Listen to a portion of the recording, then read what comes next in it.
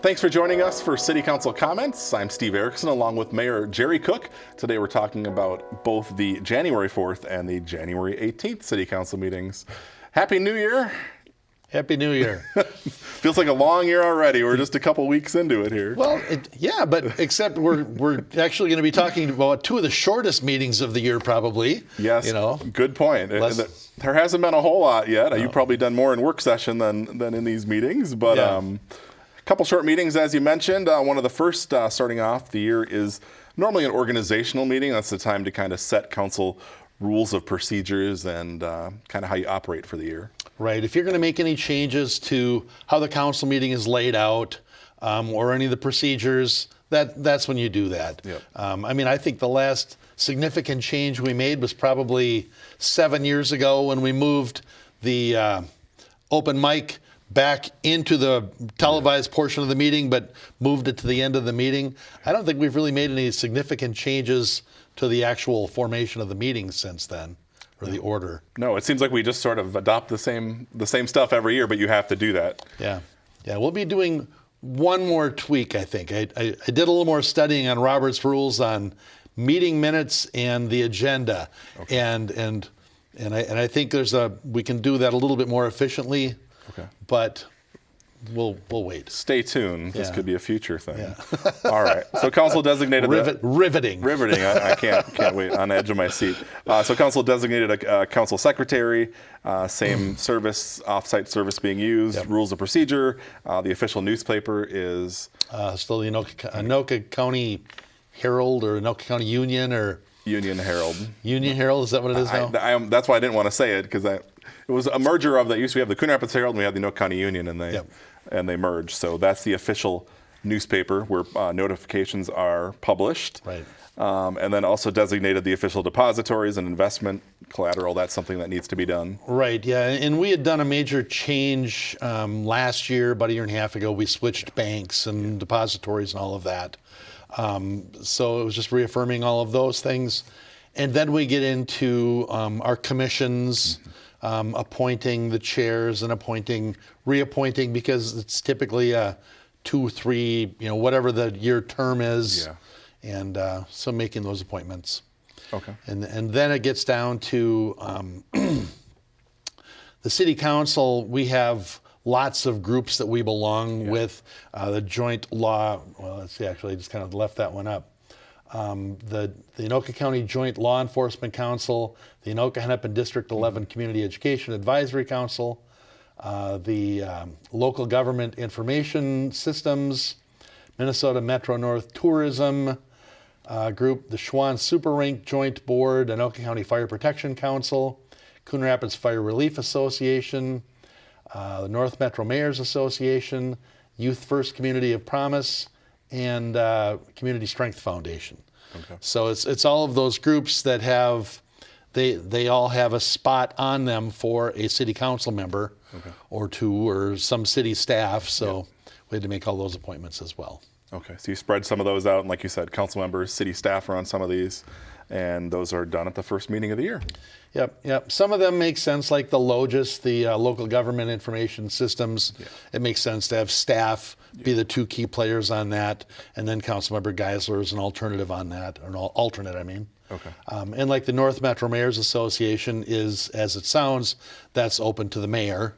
Okay. Council is welcome to visit the meetings, but the official member is the city manager and the mayor. Okay. And I'm in my third year as the president of the North Metro Mayors right now. I've got 1 year left. Okay. So I'm in my second 2-year term. Okay. So. And I suppose it's important to have city staff members or council members serve on those various groups to kind of stay networked with other folks in the area and kind of apprised of what's going on? Well, and you're part of the decision-making process, especially like with Anoka County Joint Law Enforcement and the, there's another one for fire.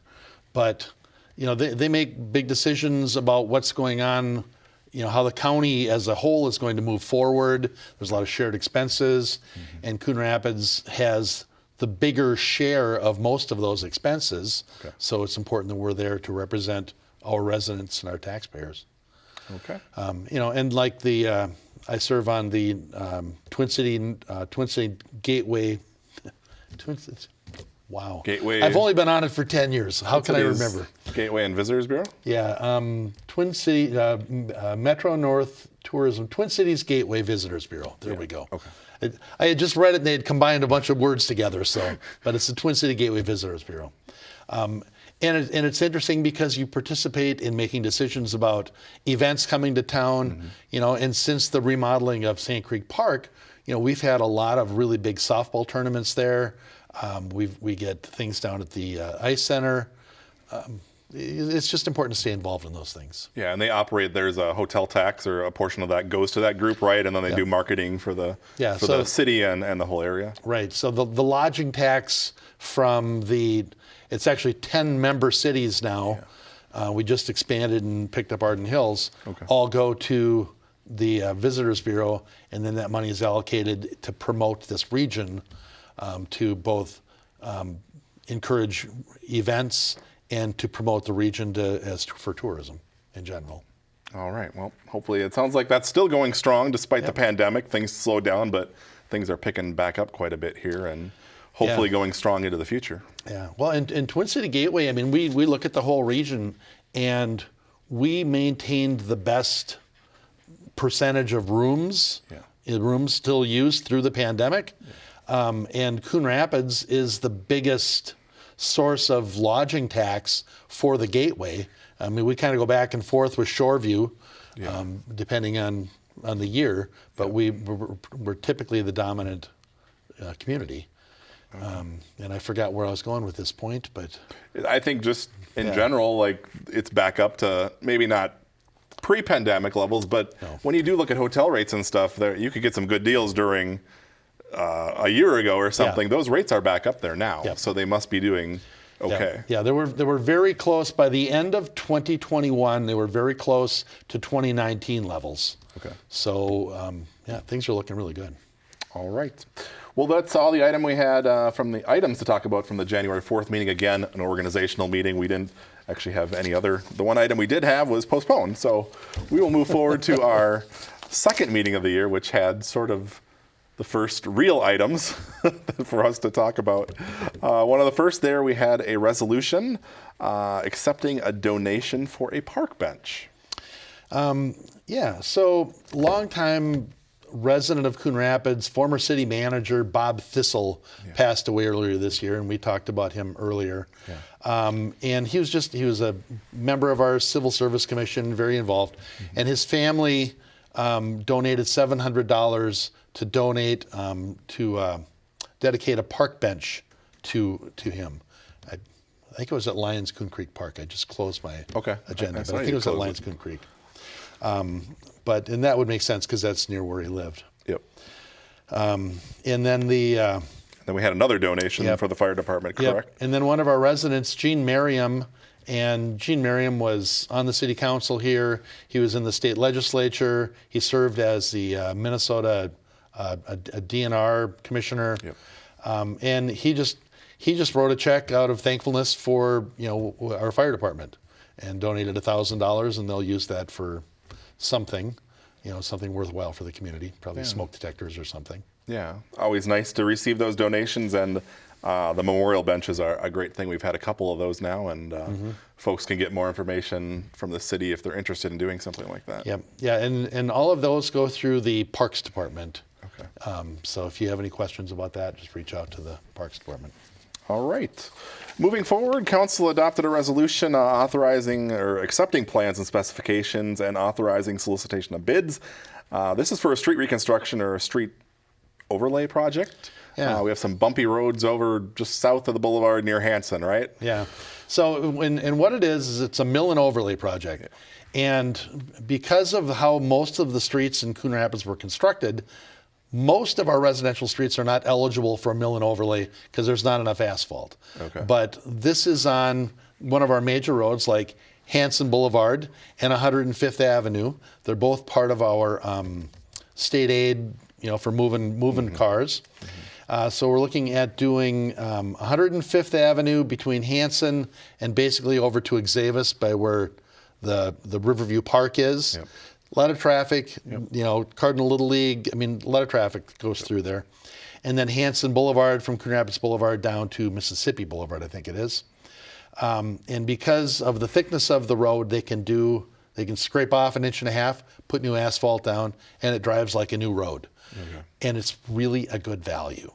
Okay. In 2019, we did Xavier Street from Mississippi Boulevard up to Coon Rapids Boulevard, and it drives like a new road, and it's $140,000. Okay. We did Avocet in 2020 from just north of Main Street up to 133rd, and it was the same amount again. It was $140,000 for that.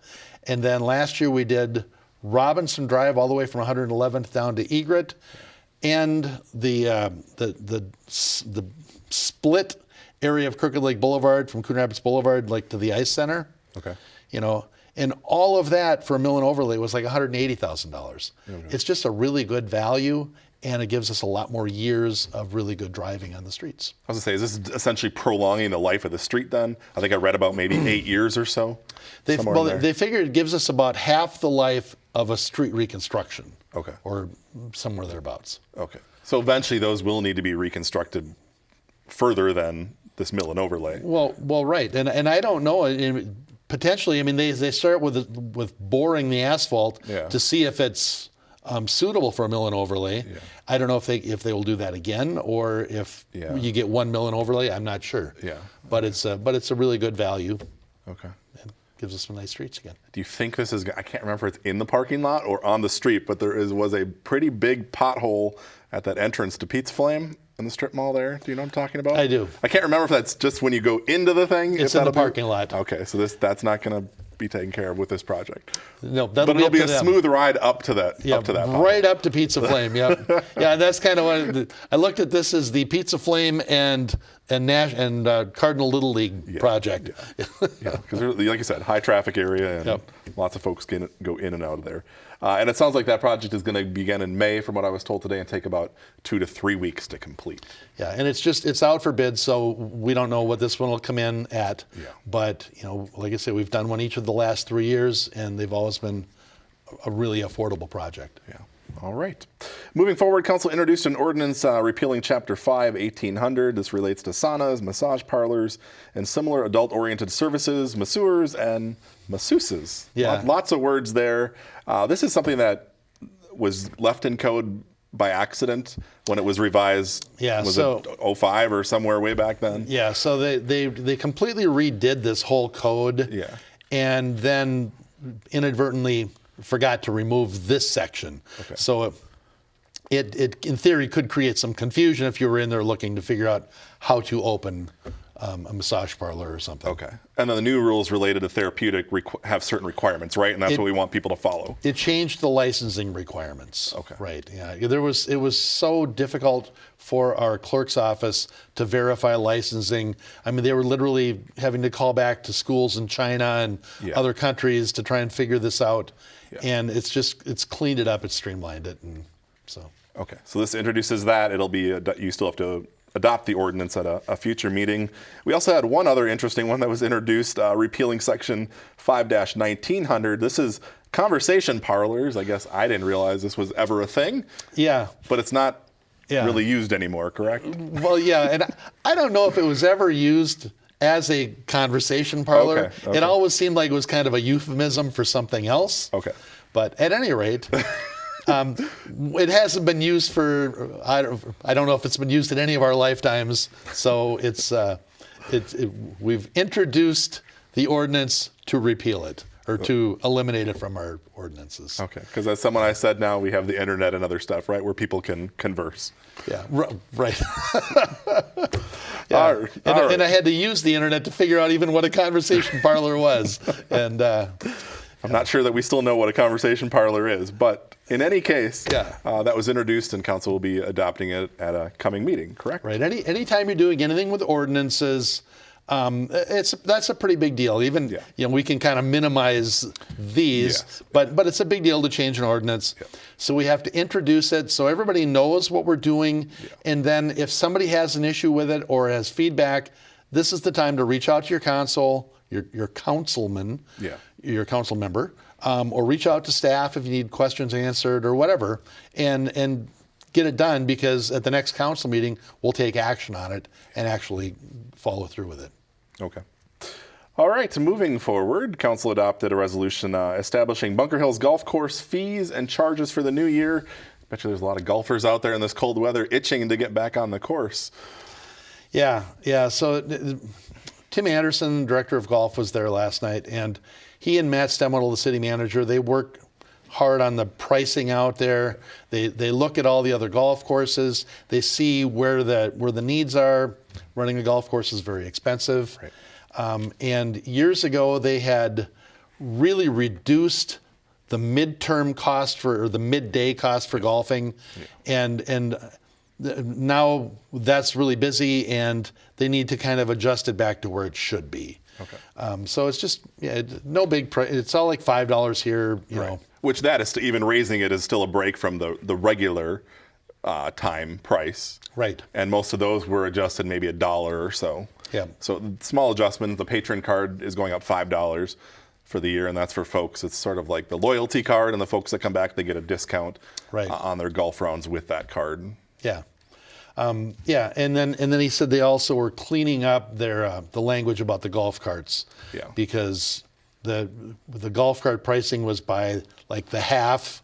It was priced for two people, and so now they've got it priced. So if you want a golf cart by yourself, then this is the price. And it's like a plane. You pay for 2 seats instead of 1. Yeah. I always thought the golf cart was an individual rate, but learn something new all the time, right? Golfing isn't my thing.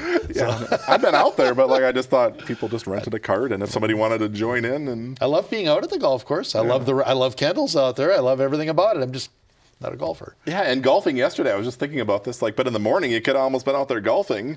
By night, no way. I mean, there was such a drastic change in the weather on Tuesday of this week. But they're hoping to open in March, weather permitting, in some way, shape, or form. Usually they start out with the driving range and then move into the course. Yeah. Every year, you know how your Facebook memories pop up? Yeah.